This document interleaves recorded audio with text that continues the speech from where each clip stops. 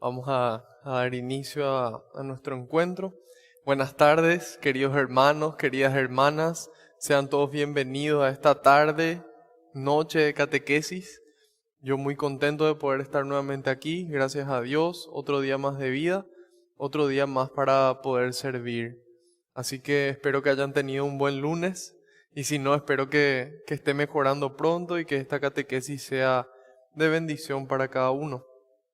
Vamos a escuchar una canción para poder entrar en ese ambiente de oración, para poder desconectarnos de Dios. Mejor no, ¿verdad? Para poder desconectarnos del mundo y conectarnos con Dios. Esta canción es el Salmo 18, es la misma canción que escuchamos la catequesis anterior y me parece importante poder repetirla, así podemos ir memorizando y podemos también cantarla. Está interpretada por el coro Cecilia, que evidentemente viene el nombre por Santa Cecilia, la patrona de los músicos, y obtuvimos el permiso de una amiga que se llama Belén Tamás, que forma parte del coro. Así que bueno, les invito a seguirles a ellos en las redes como coro Cecilia. Ahí vemos en pantalla la letra. Y ahora inicia.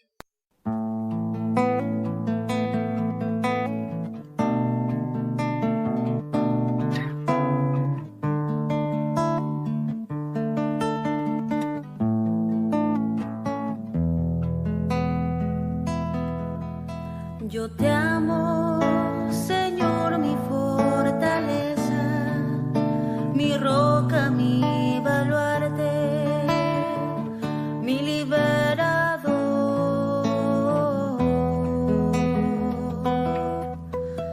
Tú eres la peña en que me amparo, mi escudo y mi fuerza, mi salvador.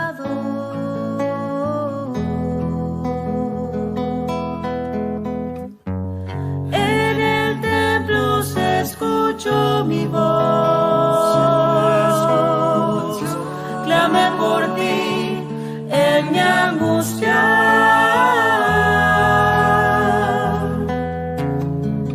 Extendiste tu mano y no caí.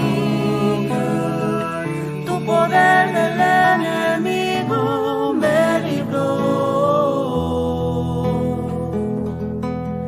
Las olas de la muerte me envolvían, me aguardaba la ruina, pero el Señor venció.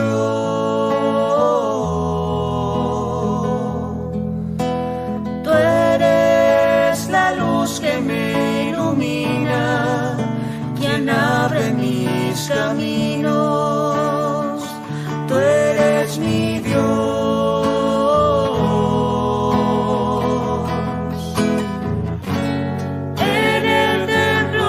Escucho mi voz, clamé por ti en mi angustia.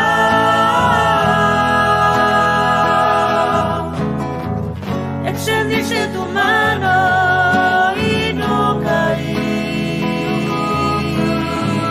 Tu poder del enemigo me libró.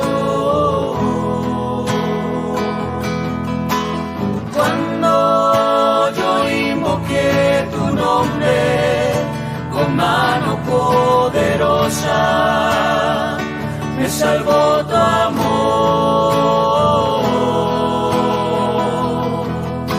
Son perfectos tus caminos, tus manos me sostienen.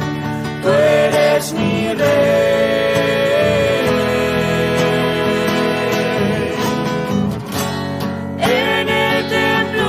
Escucho mi voz,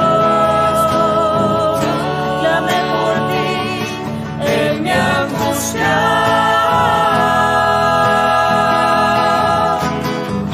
Extendiste tu mano y no caí. Tu poder del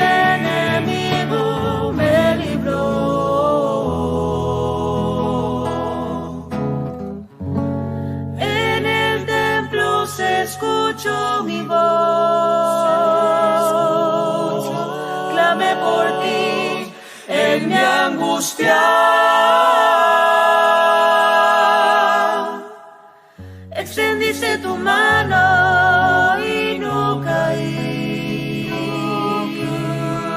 Tu poder del enemigo me libró.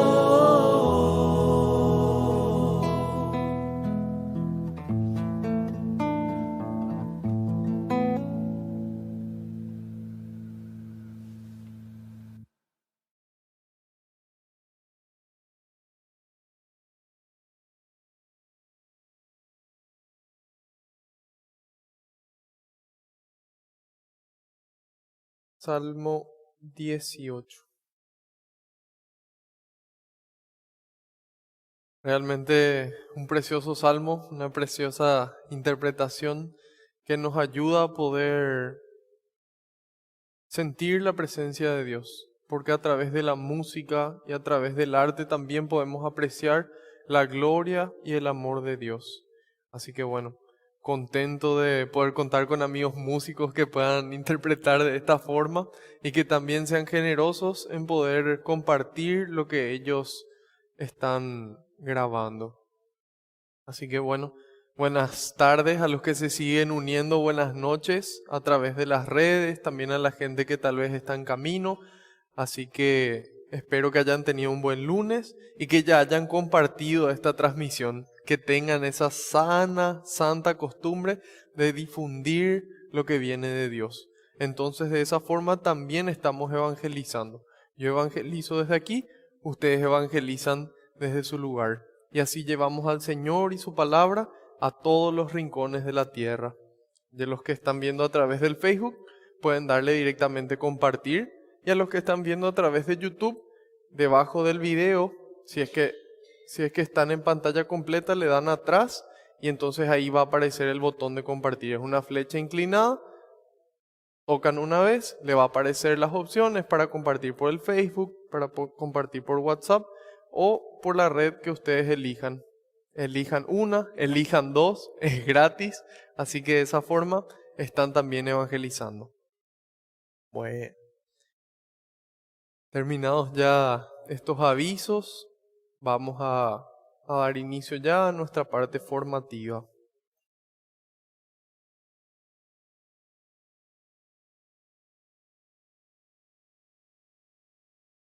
Invocamos a la Santísima Trinidad, en el nombre del Padre, del Hijo y del Espíritu Santo. Amén. Señor, hoy noche de lunes nos ponemos en tu presencia y yo quiero alabarte y glorificarte, porque tu amor y tu misericordia me alcanzaron. Quiero alabarte y glorificarte, porque no nos tratas como merecen nuestras culpas. Quiero alabarte y glorificarte, Señor, porque por la santa cruz de tu Hijo redimiste al mundo entero por amor y con amor, Señor. Quiero alabarte y glorificarte, porque solo tú eres santo, y tuyo es el poder, el honor y la gloria por siempre, Señor. Nosotros traemos las tinajas, traemos el agua, pero solamente tú puedes transformarlo en vino. Solamente tú puedes hacer que esta catequesis sea más que una catequesis y sea un encuentro cara a cara contigo, de ojos abiertos y de corazón ardiente. Para eso, Señor, yo quiero ser humilde como el publicano en el templo y pedirte perdón por todos mis pecados, los de pensamiento, los de palabra, los de obra y los de omisión, Señor. Te pido perdón por esas cosas malas que hice y por las cosas buenas que pudiendo hacerlas no las hice, Señor. Y le invito a que cada uno haga lo mismo en este momento, en el silencio de su corazón.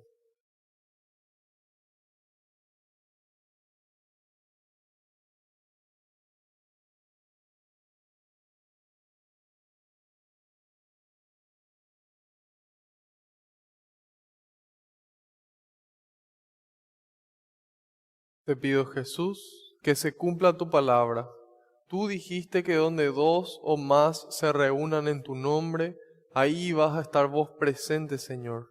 Y nosotros sabemos que aunque no te podamos ver, tú estás aquí entre nosotros, contentísimo de que podamos invertir nuestro tiempo, nuestra vida, en encontrarnos contigo, con tu palabra, con tu amor, con tu persona. Te pido, Jesús, que tú vayas por delante, que puedas allanar los caminos, que puedas arar la tierra de nuestra mente y nuestro corazón, para que esta semilla que se va a sembrar, que es tu palabra, pueda dar fruto y fruto en abundancia, frutos de amor que permanezcan en aquellos que los reciben. En este momento, Señor, deposito en tus manos cada pedido de oración que recibimos y la intención que cada uno de nosotros trae en el corazón, incluso aquello que no nos animamos a pedir, eso que aprieta nuestro corazón, eso que nos roba la paz. En este momento lo soltamos, lo colocamos en tus manos junto con nuestras alegrías, nuestros sueños, nuestras familias y nuestras vidas enteras, Señor, porque no hay lugar mejor que tus manos y porque tú todo lo recoges con alegría y se lo entregas al Padre para que Él nos conceda a cada uno esa gracia que estamos necesitando, a su debido tiempo y acorde a su voluntad. Gloria y alabanza sean dadas a ti por los siglos de los siglos. Amén. Les pido que invoquen al Espíritu Santo conmigo, después de mí. Espíritu Santo, vacíame de mí y lléname de ti hasta rebosar. Espíritu Santo, vacíame de mí y lléname de ti hasta rebosar. Espíritu Santo, vacíame de mí y lléname de ti hasta rebosar. Que así sea. Amén. Ahora quiero pedirles otro favor, además de compartir, que puedan en un momento de silencio interceder por mí, para que todo lo que transmita sea la voluntad del Padre, con las palabras del Hijo, y que sea el Espíritu Santo el que obre con intensidad en ustedes y en mí también.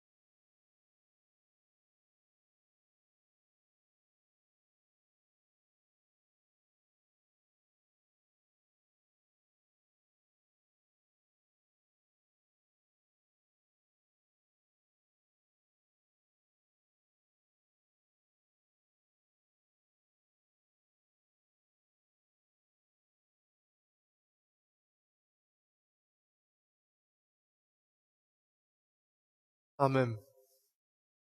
Muchas gracias. En nuestra primera lectura de hoy vamos a ver la primera carta de Juan, capítulo 4. Vamos a ver solamente 3 versículos, del 4 al 6. Primera carta de Juan, capítulo 4, versículos del 4 al 6.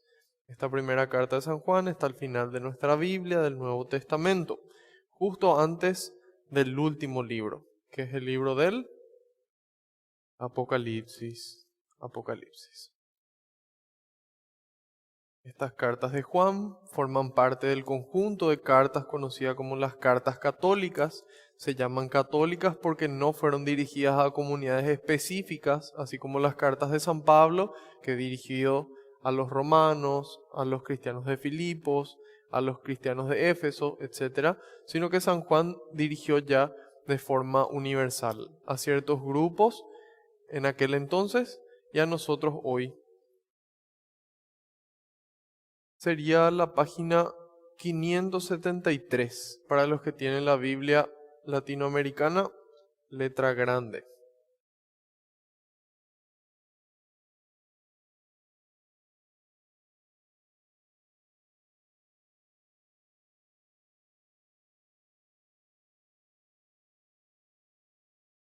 Excelente. Sería 573.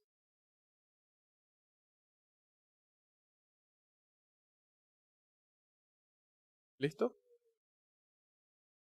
Excelente.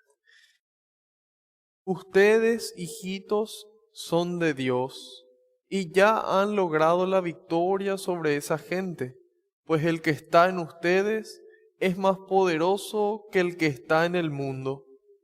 Ellos son del mundo, por eso su lenguaje es del mundo, y el mundo los escucha. Nosotros, en cambio, somos de Dios.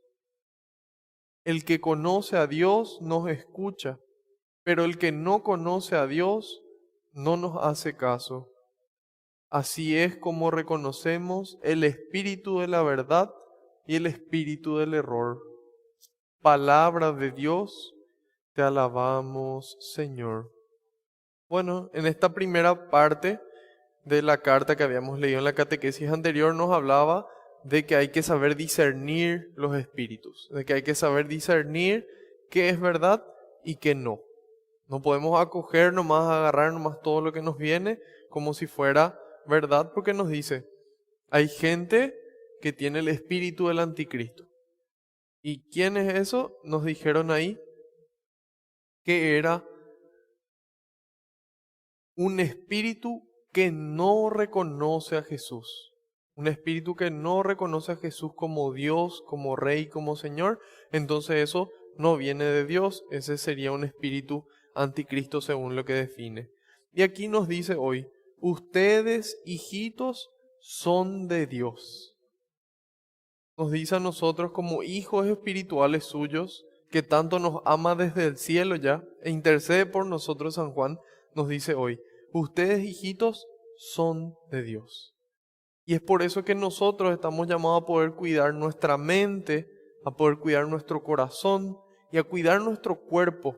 No porque sea lo más valioso que tenemos, sino porque ni siquiera es nuestro. Nuestra mente, nuestro corazón y nuestro cuerpo es de Dios. Nosotros fuimos consagrados desde el día de nuestro bautismo a Dios.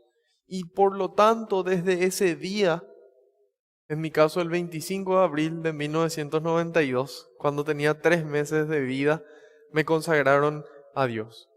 Y a partir de ese instante, cuando yo recibo el bautismo, yo me convierto en templo del Espíritu Santo. Y así también cada uno de ustedes. Y yo por eso festejo el día de mi bautismo. Yo festejo mi cumpleaños de bautismo, o bauticumple, le pueden decir si es que quieren, como mi cumpleaños. Procuro también, así como festejo el día de mi nacimiento natural, también festejar mi nacimiento para la vida eterna. Y nosotros somos de Dios. Y cada persona que nosotros vemos, y la mayoría, son de Dios. Y por eso también estamos llamados no solamente a cuidarnos a nosotros mismos, sino también a cuidar al prójimo. Y nos dice, ustedes son de Dios. Ya han logrado la victoria sobre esa gente. Pues el que está en ustedes es más poderoso que el que está en el mundo. Nosotros miramos hoy la sociedad y es bastante triste. Prendemos la televisión, vemos los noticieros y vemos lo que es la violencia, la cantidad de muertes, las peleas en la calle. Vemos la cantidad de personas deprimidas, de personas tristes, de personas que se sienten solas, de personas que llegan a quitarse la vida incluso por esa falta tan grande de amor que muchas veces se traduce en una depresión, en una enfermedad, y no logran escapar de ahí. Sin embargo, aquí nos dice,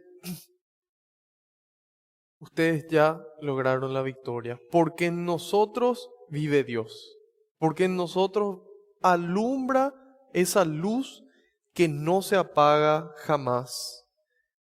Y ni toda la oscuridad del mundo es capaz de apagar una luz. Y es eso lo que nos da a nosotros la esperanza de poder atravesar esta pandemia, de poder atravesar situaciones difíciles, perder a un ser querido, pasar por una dificultad económica, sin que eso nos destruya. Porque tenemos a Dios que es más fuerte que todo, que nos ama más que a la muerte. El amor de Dios es más fuerte que la muerte. Y por eso Cristo venció. Y nos dice, ustedes ya vencieron. Es decir, quédense en paz. A pesar de que aparentemente todo está oscuro, la luz está dentro nuestro. La luz no está al final del túnel, la luz está dentro nuestro porque Dios está con nosotros. Y nos dice, ellos son del mundo, por eso su lenguaje es del mundo y el mundo los escucha. Aquí vemos la importancia del lenguaje, de qué realmente nosotros hablamos.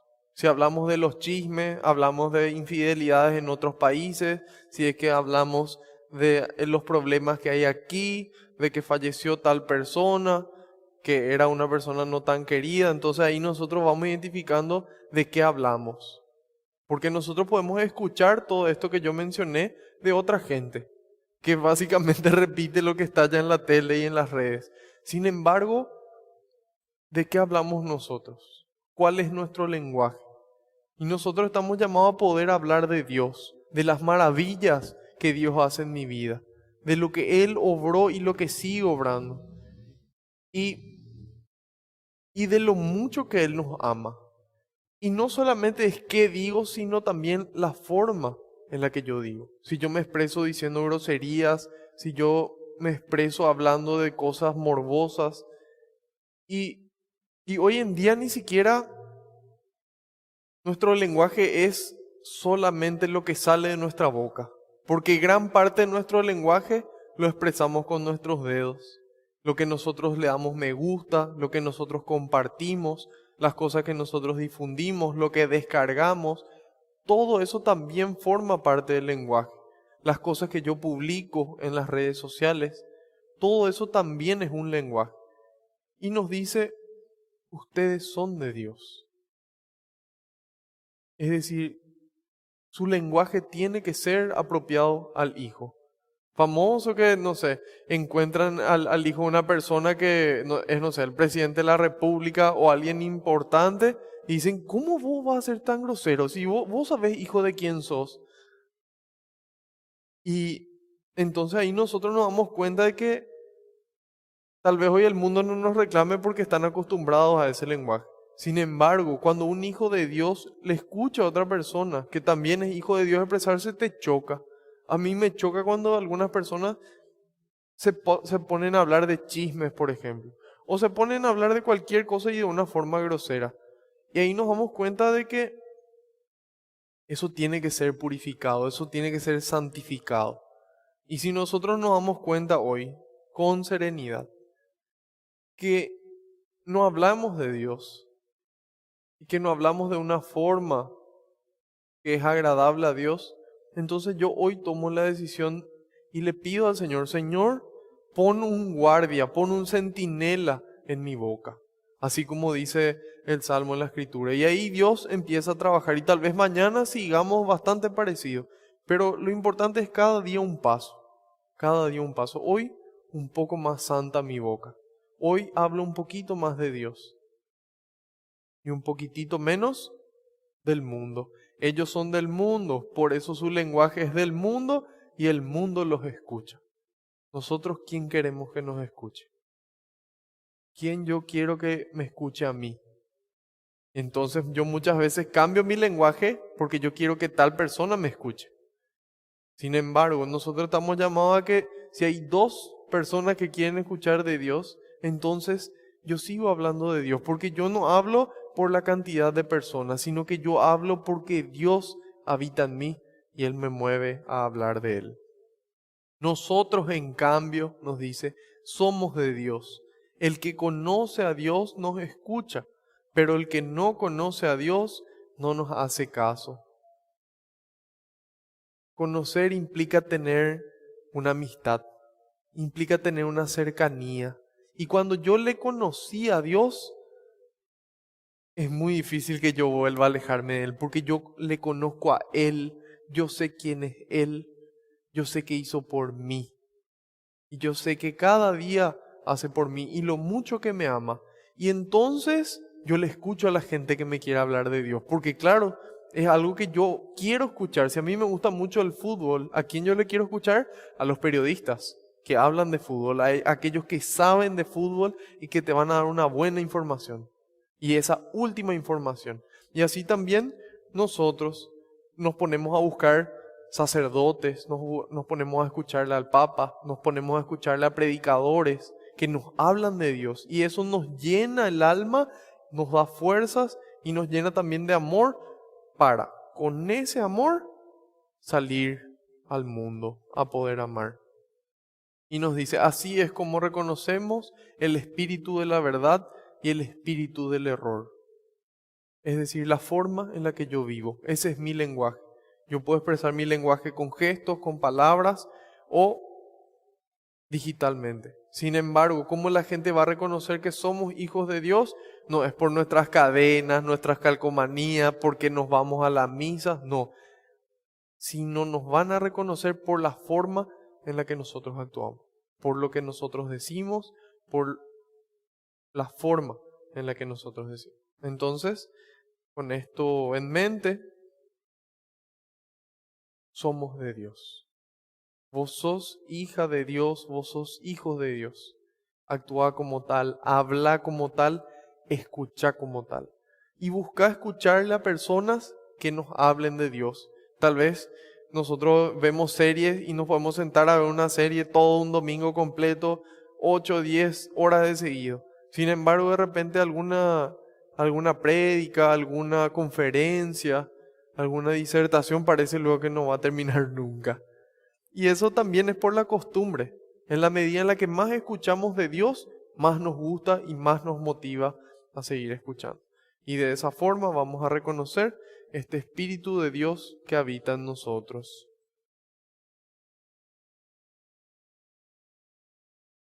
De esta forma vamos a pasar a nuestro estudio de fondo, a nuestro estudio principal, que es el libro de San Juan.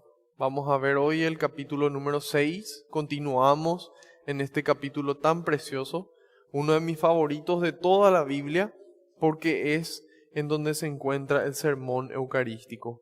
Habíamos visto al comienzo de este capítulo 6 que Jesús había multiplicado los panes. Esta multiplicación de panes Él lo había hecho en esta ciudad que está aquí, en Tiberíades. Y luego habíamos visto que Él cruzó el mar caminando. Estaban sus discípulos que habían cruzado en la barca y la gente se dio cuenta que en esa barca no se había subido Jesús y que no había tampoco otra barca. Entonces al llegar a Cafarnaúm habíamos visto que ellos estaban remando, que no estaba bien el clima y que sin embargo Jesús viene junto a ellos y les dice, soy yo. Yo soy. Yo soy. Con las mismas palabras que Yahvé, el Padre, se presenta ante Moisés. A mí me van a preguntar tu nombre y Yahvé le dice, yo soy el que soy, yo soy. Y bueno, Jesús también dice, yo soy, no tengan miedo. Y después de ahí obra un segundo milagro que llegan inmediatamente a la costa. Ahí la gente se sorprende por lo que hizo Jesús y le dicen, ¿cómo llegaste hasta aquí? Y Él les dice, eso no es lo más importante. Lo más importante es que ustedes me buscan porque yo les di de comer. Ustedes me buscan interesadamente por lo que pueden recibir de mí. No trabajen, decía Jesús, por el pan que se acaba, sino por el pan que da la vida eterna. Y esto ocurrió en la ciudad de Cafarnaúm. Vamos a continuar ahora con el versículo número 28. Espero que se encuentren todos muy bien, que en este momento el Espíritu Santo renueve nuestras fuerzas. Pueden estirarse un poco, tomar un trago de agua y pedirle al Espíritu Santo que quite fuera toda pereza, todo cansancio de estos cuerpos estudiosos y trabajadores, espero, y nos dé el don del entendimiento, que nosotros podamos acoger en nuestra mente y en nuestro corazón lo que el Señor tiene para decirnos. Bien, Juan 6, del 28 al 47. Entonces le preguntaron: ¿qué tenemos que hacer para trabajar en las obras de Dios? Jesús respondió: la obra de Dios es esta, creer en aquel que Dios ha enviado. Le dijeron: ¿qué puedes hacer? ¿Qué señal milagrosa haces tú para que la veamos y creamos en ti? ¿Cuál es tu obra? Nuestros antepasados comieron el maná en el desierto, según dice la Escritura. Se les dio a comer pan del cielo. Jesús contestó: en verdad les digo, no fue Moisés quien les dio el pan del cielo. Es mi Padre que les da el verdadero pan del cielo. El pan que Dios da es aquel que baja del cielo y que da vida al mundo. Ellos dijeron: Señor, danos siempre de ese pan. Jesús les dijo: yo soy el pan de vida. El que viene a mí nunca tendrá hambre, y el que cree en mí nunca tendrá sed. Sin embargo, como ya les dije, ustedes se niegan a creer aún después de haber visto. Todo lo que el Padre me ha dado vendrá a mí, y yo no rechazaré al que venga a mí, porque yo he bajado del cielo, no para hacer mi voluntad, sino la voluntad del que me ha enviado. Y la voluntad del que me ha enviado es que yo no pierda nada de lo que Él me ha dado, sino que lo resucite en el último día. Sí, esta es la decisión de mi Padre. Toda persona que al contemplar al Hijo crea en Él, tendrá vida eterna, y yo lo resucitaré en el último día. Los judíos murmuraban porque Jesús había dicho: yo soy el pan que ha bajado del cielo. Y decían: conocemos a su padre y a su madre, ¿no es cierto? Él no es sino Jesús, el hijo de José. ¿Cómo puede decir que ha bajado del cielo? Jesús les contestó: no murmuren entre ustedes. Nadie puede venir a mí si no lo atrae el Padre que me envió, y yo lo resucitaré en el último día. Está escrito en los profetas: serán todos enseñados por Dios. Y es así como viene a mí toda persona que ha escuchado al Padre y ha recibido su enseñanza. Pues por supuesto que nadie ha visto al Padre, solo aquel que ha venido de Dios ha visto al Padre. En verdad les digo, el que cree tiene vida eterna. Palabra del Señor. Gloria a ti, Señor Jesús. Gloria a ti, Señor Jesús. Realmente se merece la gloria. Imagínense qué rey en toda la historia de la humanidad decidió hacerse esclavo para salvar a un esclavo. No vamos a encontrar ni uno solo, excepto el Rey del universo. El Rey de Reyes, siendo Dios, se hace esclavo. Él, siendo Dios, se hace humano, se hace hombre para poder salvarnos a nosotros. Nosotros teníamos con Dios una deuda impagable.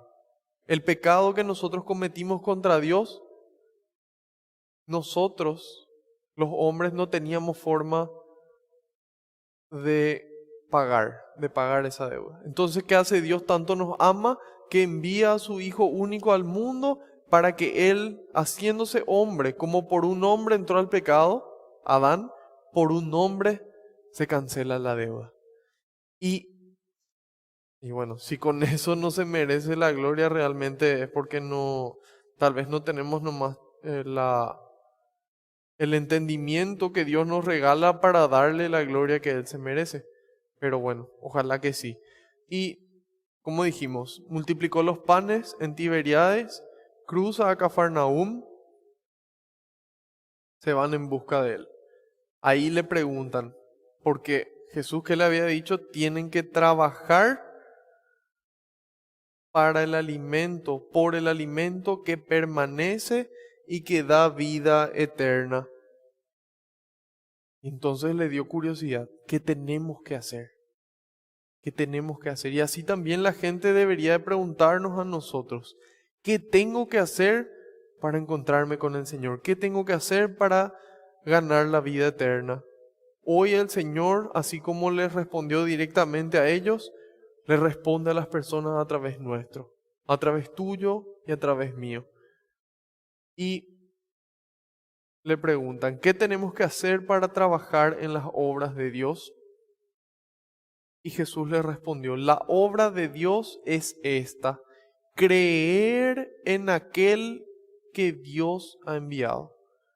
¿Qué tengo que hacer entonces? Creer en aquel. Eso es lo más importante de todo. Y ahí nosotros entendemos que creer en Jesús significa creerle a Jesús. Y significa creerle todas las cosas que Él nos dijo. Porque ya en el Evangelio encontramos que Él nos dice, todo lo que yo aprendí de mi Padre, se lo compartí a ustedes. Yo no vengo por mi cuenta propia, sino que todo lo que aprendí del Padre, yo les transmito a ustedes. Y ya no los llamo servidores por eso mismo, sino que les llamo amigos. Y mi amigo es aquel que escucha mi palabra y la pone en práctica. Ok. ¿Qué tengo que hacer para trabajar en las obras de Dios? Creer en Jesús. ¿Y eso cómo se entiende? Creerle a Jesús en todo lo que Él me dijo. En lo que me gusta y en lo que no me gusta también. Porque el amigo fiel, el buen amigo, es fiel en las buenas y en las malas. Cuando da gusto y cuando no da gusto también. Y si nosotros buscamos ese tipo de amigos, claramente Jesús también quiere esa clase de amigos. Y por eso debemos esforzarnos. ¿Dónde está la clave? En creer. Le dijeron, ¿qué puedes hacer? ¿Qué señal milagrosa haces tú para que la veamos y creamos en ti? ¿Cuál es tu obra? Le preguntan. Y ahí nos damos cuenta de cómo no entendieron y no terminaron de convencerse. Imagínense, acabaron de ver que multiplicó los panes. Ellos comieron los panes que Jesús multiplicó a partir de los 5 panes y los 2 pescados. Vieron cómo Jesús apareció del otro lado del lago sin una explicación natural. Y aún así le cuestionan a Dios y le cuestionan con una actitud soberbia. Porque ellos no es que desde su humildad le piden, Señor, te rogamos que puedas obrar para aumentar nuestra fe. Así como le pidió el papá por su hijo, le dijo, Señor, yo creo, pero aumenta mi fe. Y le pide con amor y por amor a Dios. No es que le exige a Dios que Dios haga lo que Él quiere para que crea. No funciona así, no es que nosotros le pedimos a Dios para que crea, sino que es al revés. La obra de Dios nos dice que es creer. Y a partir de eso que yo creo, entonces Dios obra. También vimos en el Evangelio en algún momento cuando Jesús va creo que fue Cafarnaúm justamente, y dice que no pudo obrar allí muchos milagros porque la gente no creía. Es decir, que un requisito para que se obren los milagros es esa fe, es ese creer. Y Y yo me imagino nomás como, no sé, un cierto funcionario de una empresa un día agarra y le exige al dueño de la empresa, bueno, ¿sabes qué? A partir de hoy vamos a trabajar solamente 4 días. Y los días que trabajamos vamos a trabajar en vez de 8, vamos a trabajar 6 horas. Y el patrón seguramente le va a mirar así con cara de, bueno, te voy a explicar algo. Yo soy el patrón, vos sos el funcionario. La persona que toma las decisiones acá soy yo porque esta es mi empresa. Bueno, eso sería básicamente hoy, pero si nosotros nos vamos a aquel entonces, bueno, había un dueño de la viña y viene el funcionario de la viña y le exige al trabajador que haga. Y ahí nos damos cuenta de cómo no dimensionaban quién era Jesús. Porque el Salmo 8, por ejemplo, nos dice en los versículos 4 y 5, al ver tu cielo, obra de tus dedos, la luna y las estrellas que has fijado, ¿qué es el hombre para que te acuerdes de él? ¿Qué realmente es el hombre para que nosotros podamos exigirle a Dios? Nada. Y ahí nos damos cuenta que nuestra actitud tiene que ser diferente. Nuestra actitud no tiene que ser de exigencia, sino de agradecimiento, de poder agradecer a Dios todo lo que Él nos regala, porque no es que nosotros, no, yo tengo derecho a X cosas, yo tengo derecho, no, todo es don, todo es un regalo de Dios y yo le agradezco a Dios. Y si me dio un papá durante 40, 70 años, y yo le agradezco a Dios y le digo, gracias Señor que 70 años pude compartir con mi papá. No es que yo le exijo a Dios, sabes que vos tenés que curarle a mi papá o si no yo me voy. También muchas veces ocurre con los hijos o con los amigos o con el esposo, con la esposa también. No, si vos, no. Si vos no le sanás a mi hijo, entonces tal cosa. Inclusive me llegó el testimonio de un seminarista que él pedía a Dios que le sane a su mamá del cáncer. Y hubo un ejército de personas, yo entre ellos, rezando por esa mamá. O sea que fe no faltó. Y miles de personas rezando por la sanación. Y sin embargo el Señor le quiso llevar. Y ahí nos damos cuenta que aparte de la fe, tiene que estar en la voluntad de Dios. A veces nuestra voluntad no es la misma que la voluntad de Dios. Y eso generalmente pasa porque no somos tan amigos íntimos de Él. Cuando nosotros somos muy cercanos a Dios, entonces nosotros sabemos, o por lo menos, más o menos podemos llegar a entender un poquito de por qué Él hace las cosas. Otras veces no. Pero bueno, en síntesis, esta señora no se salvó y este seminarista llegó a dudar de su vocación. Llegó a decir, ¿yo cómo le voy a servir a un Dios que no le salva a mi mamá? Y ahí nos damos cuenta de que es lo mismo que ya pasó hace 2000 años. ¿Qué señal vas a obrar vos para que yo crea? Y ahí nos damos cuenta de que esos muchas veces son nuestros ídolos que ocupan el lugar de Dios. ¿Por qué? Porque yo le amo más a esa persona de lo que yo le amo a Dios. Yo le amo más a mi mamá de lo que yo le amo a Dios. Y si Dios no me da a mi mamá, entonces yo me alejo de Dios. Si Dios no me da a mi esposo, si Dios no me da a mi esposa, si Dios no me da a mi hijo, a mi mejor amigo, a mi mejor amiga, entonces yo me alejo. Sin embargo, Dios nos llama a permanecer fieles, a confiar en Él y a amarle por sobre todas las cosas, acordándonos de que todo es un regalo. La segunda carta a los Corintios, capítulo 4, versículos 6 y 7, nos dice, el mismo Dios que dijo, brille la luz en medio de las tinieblas, es el que se hizo luz en nuestros corazones, para que se irradie la gloria de Dios tal como brilla en el rostro de Cristo. Somos de Dios. Y ese mismo que dijo, brille la luz en medio de las tinieblas, hizo luz en nuestros corazones, para que irradie la gloria de Dios tal como brilla en el rostro de Cristo. Wow. Y nos dice, con todo llevamos este tesoro en vasos de barro. Es decir, esa luz que brilla y que brilló en el rostro de Cristo, brilla dentro nuestro, pero sin embargo somos vasijas de barro, somos frágiles. Para que esta fuerza soberana, dice, se vea como obra de Dios y no nuestra. Y entonces ahí yo me acuerdo que yo soy creación. Ahí yo me acuerdo que sin Dios yo soy polvo. Que el Señor me llama y yo acudo a su presencia. No importa si yo soy anciano, si yo soy adulto, si yo soy joven, si yo soy niño. Y entonces ahí empiezo a darme cuenta de las cosas y empezar a agradecerle a Dios. Empezar a agradecerle por cada minuto que pude compartir con esa persona, por cada minuto que tuve ese trabajo, por cada minuto que cada uno ponga lo que quiera agradecer. Inclusive yo, de cierta forma, no sé si inventé, pero bueno, podría decirse que sí, inventé un rosario del agradecimiento. Generalmente cuando rezamos un rosario, tal vez cuenta por cuenta vamos pidiendo por alguien o por alguna intención. Sin embargo, cuando yo acepté un desafío de rezar un mes de seguido, todos los días del rosario, frente al Santísimo, ya sea que esté cerrada la puerta, parado enfrente a la puerta, ese día 30 yo recibí esa gracia. Porque yo me di cuenta que 29 días me pasé pidiendo por todas las intenciones que yo tenía.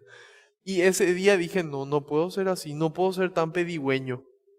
Yo voy a darle gracias. Y empecé a darle gracias a Dios por todo, inclusive hasta por las dificultades, por los problemas que tuve, por las enfermedades, porque eso me hizo crecer, porque eso me acercó a Dios. Y cuando yo terminé el número 50, ni siquiera tuve que pensar los 50 motivos para agradecer.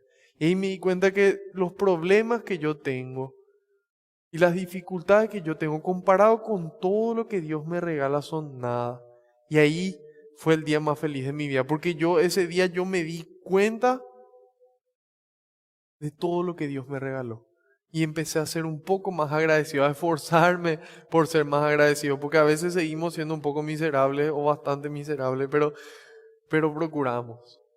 Y ahí nos damos cuenta que esta actitud de exigencia no es una actitud humilde. La actitud humilde es, gracias Señor por todo lo que me regalaste. Gracias Señor por haberme creado. Gracias Señor por otro día más de vida que hoy puedo ver, que hoy puedo escuchar, que hoy puedo hablar, caminar, que hoy puedo respirar gratis. Tenemos respiradores gratis en nuestros pulmones, que no sé cuántos millones cuestan por día si estamos intubados. Y ahí le reclamamos, ¿por qué esto? No, ser agradecidos. Actitud de agradecimiento.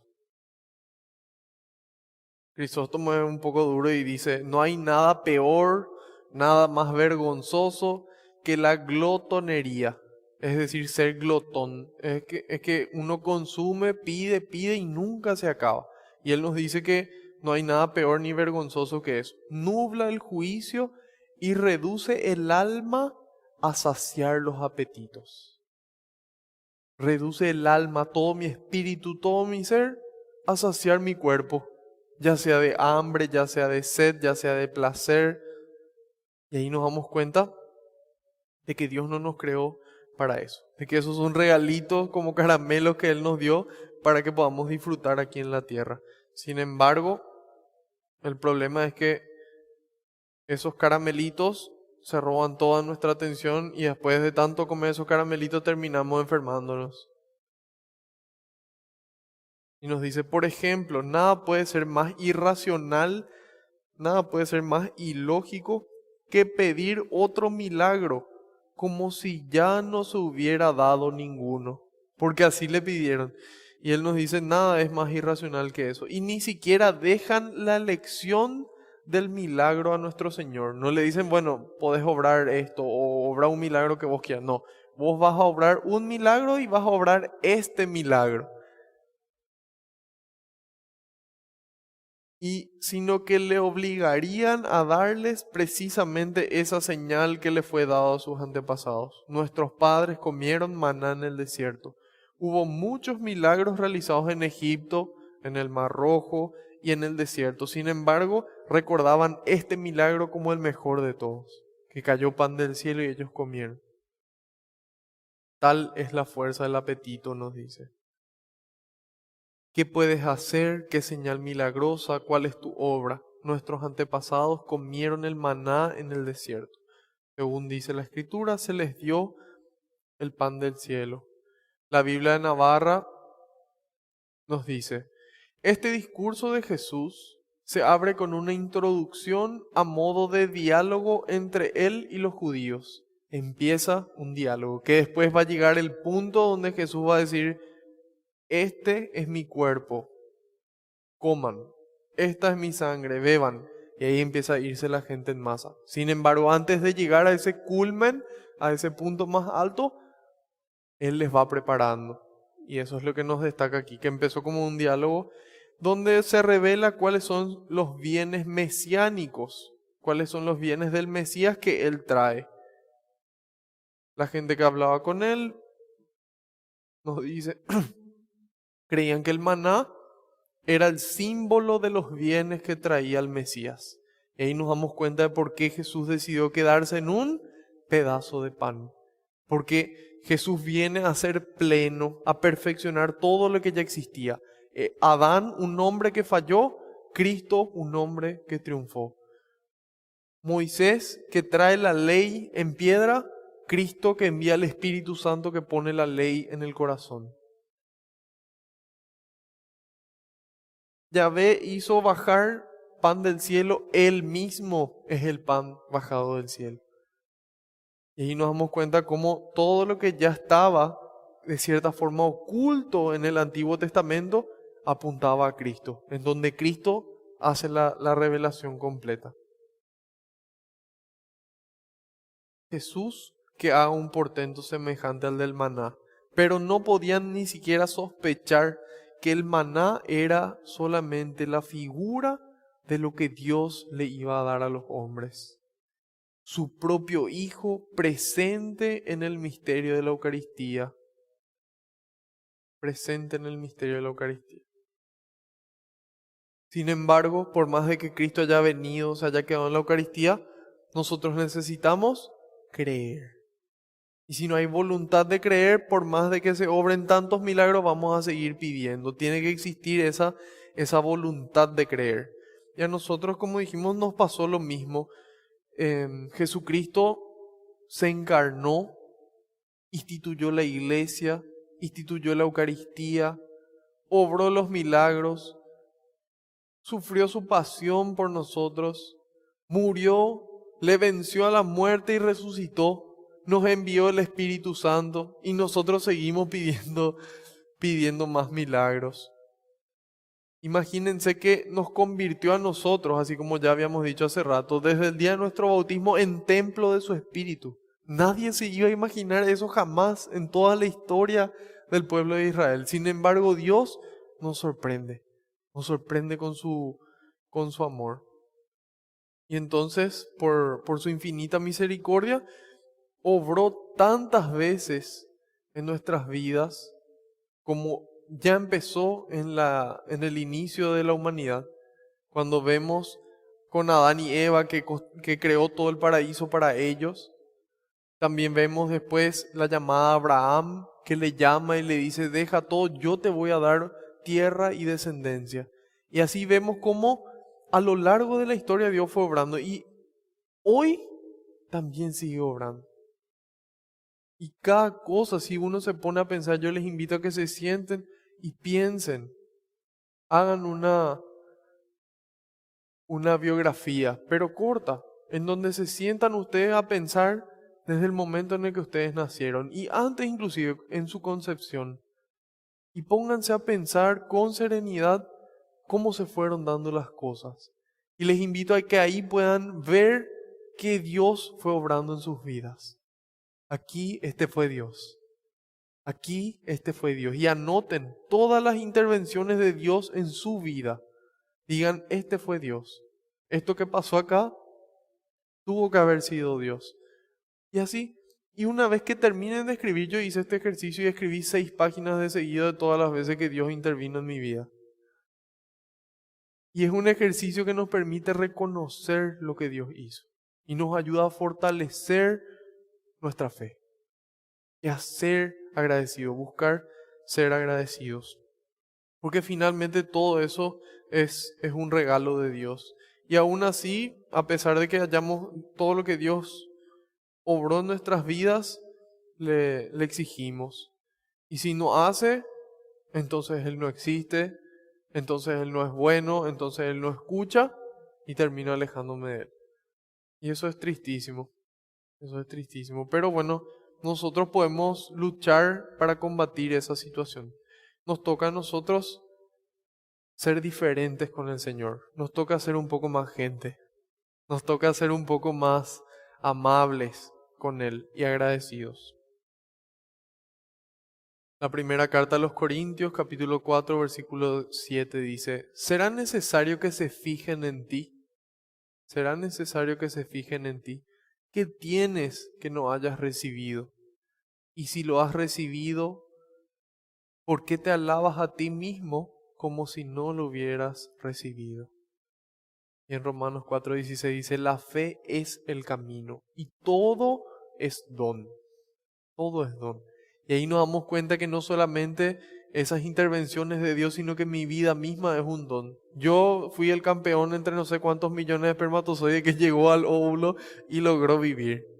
Y logré sobrevivir a a una posible muerte por el camino. No, Dios quiso.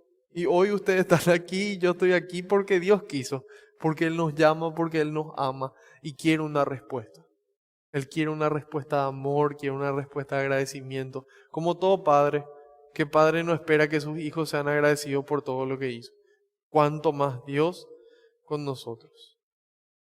Ahí entra entonces la voluntad de creer. La voluntad de creer. La fe es fundamental. La fe es un don, encima es un regalo. Si yo no tengo suficiente fe, entonces yo le puedo pedir a Dios y Dios me regala. ¿Y qué significa la fe? La palabra de Dios nos cuenta en la carta a los Hebreos, capítulo 11, versículo 1. La fe, la fe es la certeza de lo que se espera. Es la certeza de lo que se espera, la convicción de lo que no se ve. Yo no veo a una persona en el pan. Yo no tengo ese don de ver ahí el cuerpo espiritual de Cristo en la hostia. No, yo no veo eso. Pero yo creo, yo estoy convencido de que en ese pedacito de pan está el cuerpo, la sangre, el alma y la divinidad de Cristo, mi Señor. Por la fe. Porque la fe me permite eso. Y la fe es lo que le iba a permitir a ellos darse cuenta de que ese hombre no era un simple hombre. De que ese hombre era Dios. Y reconocerle así como Pedro le reconoce y le dice, vos sos el Mesías, el Hijo de Dios vivo, le dice. Y Jesús le dice, feliz de vos, Pedro, porque eso no te reveló ni la carne ni la sangre, sino mi Padre que está en los cielos. El Espíritu Santo, Dios mismo le iluminó a Pedro para poder creer. Y esa es la fe, es la certeza, es la confianza, es la seguridad de lo que yo espero. Yo espero volver a encontrarme cara a cara con Jesús. Yo estoy confiado en que yo me voy a encontrar con Él. Y todas las personas se van a encontrar con Él. Yo estoy seguro de eso, tengo esa certeza, aunque yo no vea. Y ese es un don de Dios. Esa es la fe. Y esa es la fe que nos permite así reconocerle al Señor como Dios y reconocerle a la Eucaristía como su verdadero cuerpo. Y esta carta a los Hebreos es preciosa, hermano. Anoten, Hebreos 11.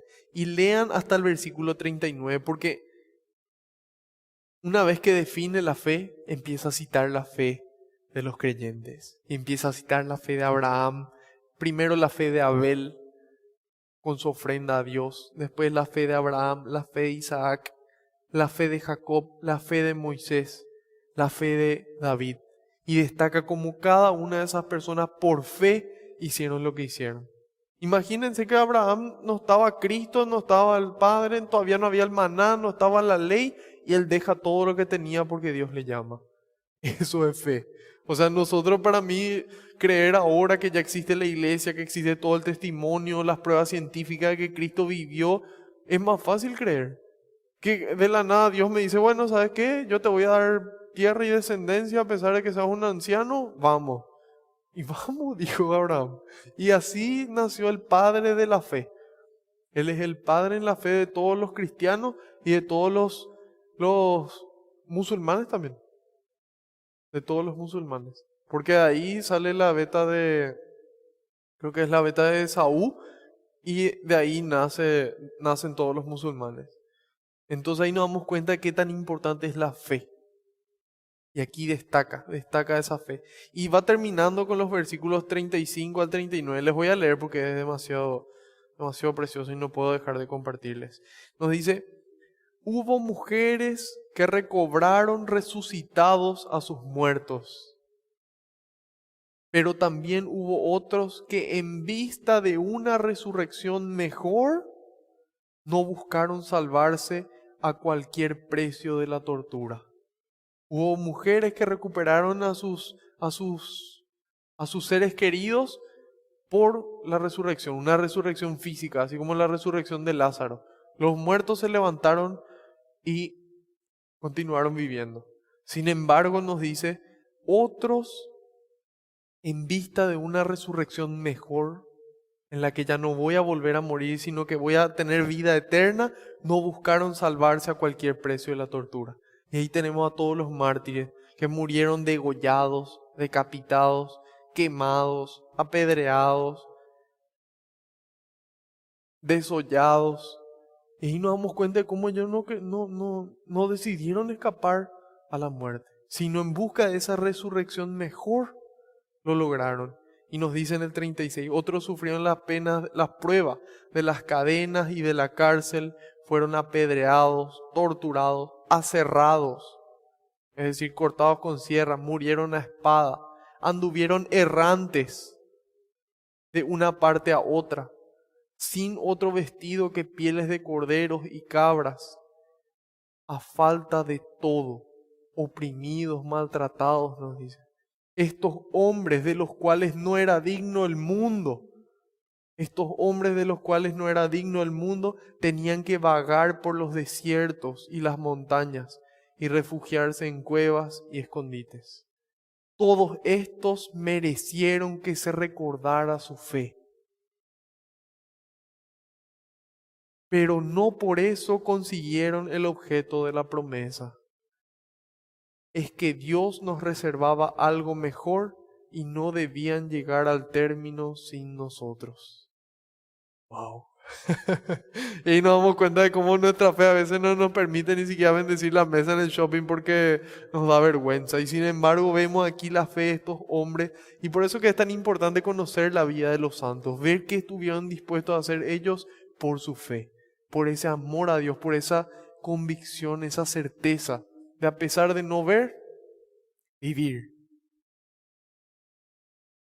Y Santiago nos dice en su carta, capítulo 2, versículos del 14 al 17, hermanos, si uno dice que tiene fe, pero no viene con obras, ¿de qué le sirve? ¿Acaso le salvará esa fe? Si un hermano o una hermana no tienen con qué vestirse ni qué comer, y ustedes les dicen que les vaya bien, caliéntense y aliméntense, sin darles lo necesario para el cuerpo, ¿de qué les sirve eso? Lo mismo ocurre con la fe. Si no produce obras, está muerta. Si la fe no produce obras, está muerta. Y sería fácil decirle a uno, tú tienes fe, pero yo tengo obras. Muéstrame tu fe sin obras. Muéstramelo en lo que vos crees sin obras. Pero yo te voy a mostrar mi fe a través de las obras. Porque eso mismo dijo Jesús, si no creen en mí, por lo menos crean en las obras, crean en las cosas que yo hago. Eso no pueden negar. Pueden negar lo que yo pienso, lo que yo creo. Pero lo que yo hice, eso no hay forma de negar. Por eso es tan importante la fe. Pedir el don de la fe y esforzarse para que crezca. Y llevarlo siempre a obras, porque si no, es una fe muerta que no nos va a poder salvar. Por más de que yo diga, Señor, Señor, yo rezaba el rosario, yo me fui a la catequesis de Biblia, yo me iba a la misa todos los días, yo le visité a los enfermos, yo hice esto. Bueno, ahí empiezan a sumar algunas obras. Pero si yo solamente rezaba, yo solamente tenía esa relación con Dios, pero no con el prójimo, entonces esa fe no me puede salvar. Esa fe no me puede salvar.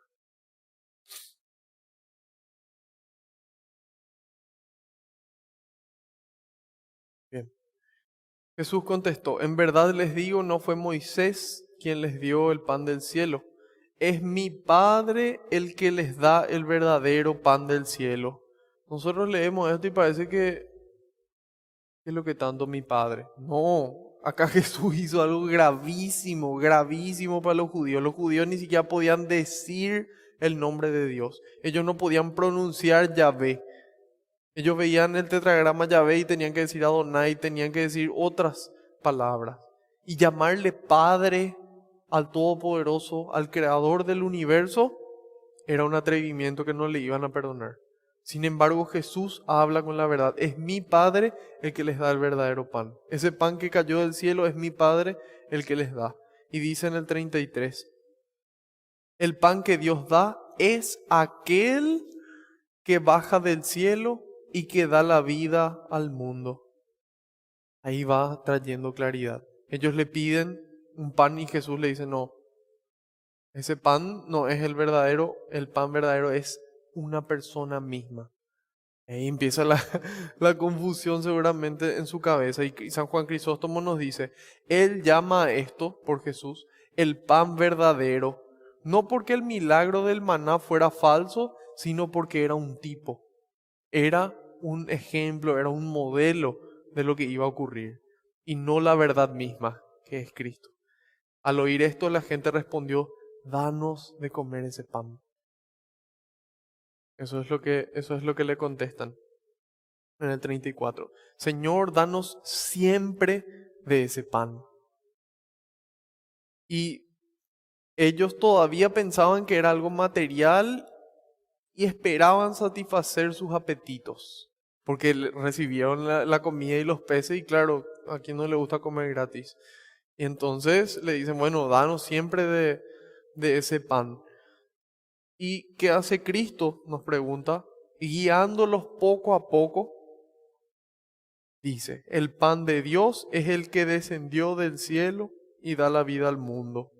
Y San Agustín se acuerda del ejemplo de la samaritana, en donde ella se iba a quitar el agua del pozo, habíamos visto ya eso también en este Evangelio de San Juan, a quien se le dijo, el que beba de esta agua no tendrá sed jamás. Y ella pensó que se refería al agua natural. Y le dijo, Señor, dame esa agua, pensando que no iba a volver a tener escasez. Y ahí nos damos cuenta, él le dice, hay un agua, sin embargo él hablaba de la vida eterna. Ahora le dice, hay un pan, y ellos le dicen, danos de ese pan, pero se quedaban ellos en lo físico. Y ahí San Efrén, el sirio, nos dice, de un poco de pan, nuestro Señor hizo pan en abundancia en medio del desierto, y en Caná convirtió el agua en vino. Al principio se dispuso a instruir la boca de ellos acerca de su pan y vino, hasta que llegó el momento de darles su sangre y también su cuerpo. Y nos damos cuenta de cómo el Señor es el pedagogo por excelencia, el maestro por excelencia, que sabe cómo ir guiándonos, que sabe cómo instruirnos para que nosotros podamos acoger.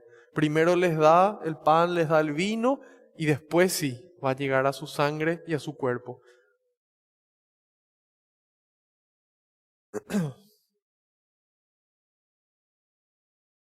Aquí ellos le pedían un milagro parecido al que sobró en el desierto. Sin embargo, nosotros miramos y nos damos cuenta que solamente al pueblo judío se le dio de comer ahí. Y San Cirilo de Alejandría nos dice, no, Dios quiere, como dijimos, lo que estaba oculto, lo que estaba pequeño, Él quiere hacerlo perfecto, Él quiere hacerlo santo. Y entonces la Eucaristía va a alimentar no solamente al pueblo judío, sino a todo el mundo. No va a alimentar solamente su cuerpo, sino el espíritu. No solamente el cuerpo que algún día va a terminar su caminar terrenal, sino el espíritu que vive para la vida eterna. Y Y Eusebio de Cesarea nos dice, no nacería este Mesías, este pan bajado del cielo, en otro lugar, sino en el lugar de Belén, cerca de Jerusalén. Jesús nació en Belén. ¿Y qué significa Belén en hebreo? Casa del pan. Y ahí nos damos cuenta de cómo Dios va organizando las cosas de manera que cuando nosotros miremos nuestra vida, miremos las diferentes acciones, podamos reconocer que fue Él el que directamente intervino. Belén se traduce como casa de pan y lleva el nombre de aquel que salió de ella, nuestro Salvador, la verdadera palabra de Dios y alimentador de las almas espirituales. Bien. Jesús multiplicó los panes y eso ya fue también una alusión a la Eucaristía, de que Él iba a multiplicar su cuerpo. Cruza, hace otro milagro, aquí le exigen más milagros y Jesús le dice, ustedes no se imaginan realmente lo que Dios va a hacer. Y lo importante también es la respuesta de esta gente. Cuando ellos entienden, en parte, les dicen, danos siempre de ese pan. Y así también tenemos que ser nosotros, que hoy ya sabemos que ese pan al que se refería no era solamente un pan físico, sino el pan que nos da la vida eterna. Señor, danos siempre de ese pan. Señor, dame cada día de ese pan. Todos los días, si fuera posible. Y después Jesús les dice, yo soy el pan de vida. El que viene a mí nunca tendrá hambre y el que cree en mí nunca tendrá sed.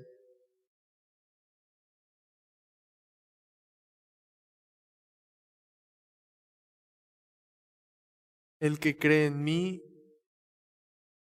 nunca tendrá sed. El que viene a mí nunca tendrá hambre. ¿Por qué? Y ahí hay un santo que es... A ver, ¿dónde estás? Bueno, no lo encuentro. Pero hay un santo que justamente dijo que nosotros no vamos a tener hambre ni vamos a tener sed porque después de la resurrección ya no existe eso.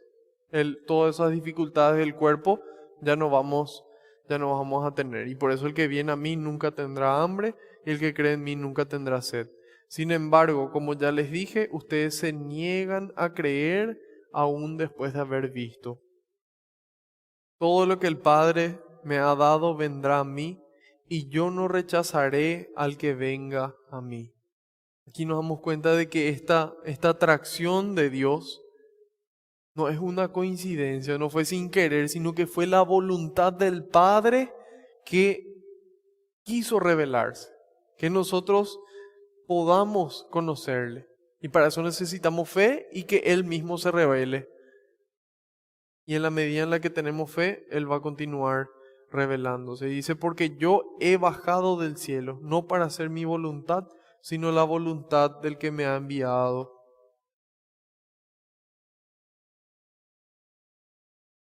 Acá está, San Teodoro de Heraclea fue el que había dicho el tema de que después de la resurrección eterna e incorruptible, Él le dará la vida a los que creen cuando ya no habrá comida ni bebida. Por tanto, no tendremos hambre. Todo el que el Padre me ha enviado, me ha dado, vendrá a mí, y yo no rechazaré al que venga a mí. El hecho de que el Padre le haya dado creyentes al Hijo muestra que la fe no es un accidente, sino que nació del deseo mismo de Dios. Muestra que la fe no es obra del pensamiento, del razonamiento humano, sino requiere de la revelación de lo alto y una mente humilde para acoger. Una mente humilde para acoger. Eso todo lo dijo San Juan Crisóstomo. Y la voluntad del que me ha enviado es que yo no pierda nada de lo que Él me ha dado, sino que lo resucite en el último día. Sí, esta es la decisión de mi Padre. Toda persona que al contemplar al Hijo crea en Él, tendrá vida eterna, y yo lo resucitaré el último día. Bien, escucharon todas estas palabras, yo soy el pan vivo bajado del cielo, y se pusieron a murmurar los judíos. Decían, ¿cómo está diciendo que ha bajado del cielo si nosotros le conocemos? Y ahí es lo que pasa, esa falta de fe hace que nosotros no podamos creer en las palabras de Dios. Él no es sino Jesús, el hijo de José. Y esta es la segunda y última vez que se le menciona a San José, en el cual estamos en su año, que está terminando, en donde San Juan le menciona a José. Dice, él no es sino Jesús, el hijo de José. ¿Cómo puede decir que ha bajado del cielo? Ellos no entendían. Jesús les contestó, no murmuren entre ustedes. Nadie puede venir a mí si no lo atrae el Padre que me envió.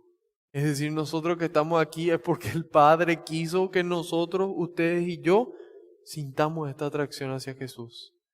Y San Agustín nos dice, no decidan ustedes, no se animen a decidir si Dios realmente le atrajo o no a esa persona, o por qué le atrajo. No, dice, si ven que o piensan que una persona no está atraída por Dios, oren para que lo sea. Recen para que esa persona se sienta atraída por Dios. Y ahí dice, está escrito en los profetas. Y ahí justamente él bailando todo, él les va hablando de cosas que son familiares para ellos que ellos puedan creer. Ellos creían en Yahvé, ellos creían en el Padre, él hace mención al Padre. Ellos creían en los profetas y aquí le menciona, por ejemplo, a las palabras de Isaías o a las palabras de Jeremías.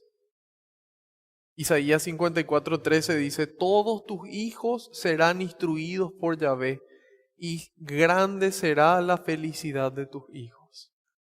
Grande será la felicidad de tus hijos. Y Jesús le dice, los profetas ya dijeron, serán todos enseñados por Dios. Y es así como viene a mí toda persona que ha escuchado al Padre y ha recibido su enseñanza. Pues por supuesto que nadie ha visto al Padre, solo aquel que ha venido de Dios ha visto al Padre. Nuevamente reconociendo su propia naturaleza divina. Y termina diciendo, en verdad les digo, el que cree tiene vida eterna. Ya en esta tierra. ¿Por qué? Porque empieza a experimentar ese reino de Dios. Bueno. Recordamos las palabras que Jesús le dice a Marta cuando Lázaro estaba muerto y le dice, no te he dicho que si crees verás la gloria de Dios, le dice Jesús a Marta. No te he dicho que si crees verás la gloria de Dios. Y sí, es muy sencillo porque esa fe me lleva a creer todo lo que Jesús me dijo. Y entonces eso me lleva a mí a poner en práctica. Yo creo en Cristo, le creo a Cristo y me esfuerzo cada día por poner en práctica todo lo que me enseñó. Para que cuando Él me llame de vuelta, me diga, bendito de mi Padre, bendita de mi Padre, paso a ocupar el lugar que fue reservado para vos desde el inicio de los tiempos. Porque todo lo que por uno de estos pequeños lo hiciste, por mí lo hiciste. Porque esa fe en mí te llevó a obrar. Porque esa fe en mí te llevó a amar, a reflejar mi luz. Entonces, bienvenido a casa, bienvenida a casa. Bien. De esta forma terminamos esta parte donde vemos que Jesús les anuncia, yo soy el pan de vida, yo le voy a resucitar. El que cree tiene vida eterna. En resumen, ¿con qué nos quedamos hoy? Primero, actitud de agradecimiento. Actitud de agradecimiento con Dios. Hagan ese ejercicio de recorrer su vida. Actitud de agradecimiento. Segundo, saber que ese Dios Padre es el que fortalece mi fe. Es el que atrae mi fe, el que aumenta mi fe. Entonces yo le pido y me esfuerzo porque aumente mi fe. Agradecimiento y la importancia de esa fe. Finalmente, esforzarnos por recibir todos los días el pan que da la vida eterna. Si todos los días puedo asistir a misa y comulgar, hago mi máximo esfuerzo por eso. Porque es ese pan el que me da la vida eterna, el que me renueva, me da fuerzas para que yo pueda seguir amando. Bueno, gracias Señor por habernos escogido, por algún motivo, Señor, para que nosotros reflejemos tu gloria. Gracias, Señor, por entregarnos este pan que da la vida eterna. Te pedimos hoy, Señor, que podamos reconocer tu mano en nuestras vidas y empezar a ser agradecidos. Cada día un poco más agradecidos, construyendo tu reino para mayor gloria del Padre. Amén. Te pedimos, Señor, que envíes más obreros a la viña porque la cosecha es grande y los trabajadores son pocos. Y que estas palabras se queden grabadas en nuestra mente y nuestro corazón para ponerlas en práctica. Decimos todos juntos, uniéndonos a tu oración: Padre nuestro que estás en el cielo, santificado sea tu nombre. Venga a nosotros tu reino. Hágase tu voluntad en la tierra como en el cielo. Danos hoy nuestro pan de cada día. Perdona nuestras ofensas, como también nosotros perdonamos a los que nos ofenden. No nos dejes caer en tentación y líbranos del mal. Amén. Madre Santa, te damos gracias por mostrarnos cómo ser agradecidos con Dios, cómo ser personas de fe. Tú escuchaste, vas a concebir y darás a luz un hijo. Le pondrán por nombre Jesús. Tú creíste, mujer de fe. Gracias, Madre, por mostrarnos. Proclama mi alma la grandeza del Señor y se alegra mi espíritu en Dios mi Salvador. Ese es un espíritu agradecido. Gracias, Madre. Gracias por mostrarnos cómo buscar a Jesús siempre. Cuando se perdió en el templo, rápidamente a buscarle. Y permaneciste fiel a su lado todos los días hasta el final. Gracias, Madre. Te decimos todos juntos: Dios te salve María, llena eres de gracia, el Señor es contigo. Bendita tú eres entre todas las mujeres, y bendito es el fruto de tu vientre, Jesús. Santa María, Madre de Dios, ruega por nosotros los pecadores, ahora y en la hora de nuestra muerte. Amén. San Miguel Arcángel, defiéndenos en la batalla, sé nuestro amparo contra la perversidad y acechanzas del demonio. Reprímale Dios, pedimos suplicantes, y tú, príncipe de la milicia celestial, arroja al infierno con el divino poder a Satanás y a los demás espíritus malignos que andan dispersos por el mundo para la perdición de las almas. Amén. Gloria al Padre, al Hijo y al Espíritu Santo, como era en el principio, ahora y siempre, por los siglos de los siglos. Amén. Que la paz y la alegría del Señor nos acompañen a todas partes, en el nombre del Padre, del Hijo y del Espíritu Santo. Amén. Otro lunes más, queridos hermanos, muy contento de poder servirles nuevamente. Si esta catequesis fue de bendición para ustedes, no olviden compartirla, difundirla con alegría. Si es que ya lo están viendo de YouTube, no olviden darle me gusta y también suscribirse al canal. De esa forma también ayudan a este trabajo de evangelización. Nos veremos el próximo lunes a la misma hora por el mismo canal. Dios mediante y por delante. Buenas noches.